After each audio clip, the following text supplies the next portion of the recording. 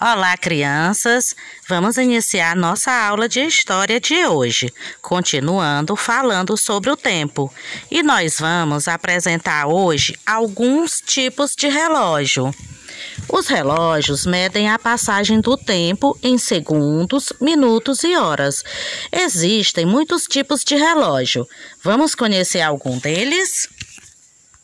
O primeiro é o relógio de sol, que era um relógio feito de pedra ou de madeira, e no centro era colocada uma varinha de madeira, e quando o sol batia na varinha, fazia sombra e essas sombras eram marcadas, e assim eram contadas as horas. Apesar de ajudar muito, havia um sério problema, pois quando chovia ou o dia estava nublado, e à noite então, que não tinha sol, não tinha como contar as horas.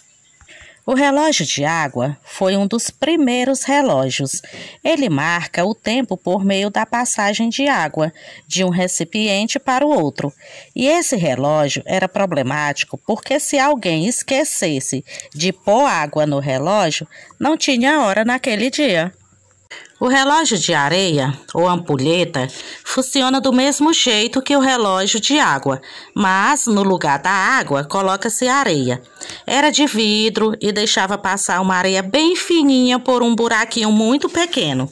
Era difícil trabalhar com a ampulheta. Por quê? Porque quebrava com facilidade, era muito cara e, além disso, se esquecessem de virar a ampulheta, não dava para marcar o tempo.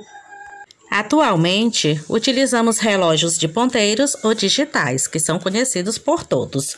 O de ponteiro é chamado de analógico, porque tem números e ponteiros. Um ponteiro para marcar as horas, outro que marca os minutos e outro que marca os segundos. E, finalmente, gente, o relógio digital, em que as horas aparecem com facilidade. E essas horas são exibidas por meio de um visor e os dígitos. Pronto, meus amores, agora que você já aprendeu um pouquinho sobre alguns tipos de relógios, aí você vai responder a sua atividade na página 11. Leia com bastante atenção para você responder direitinho.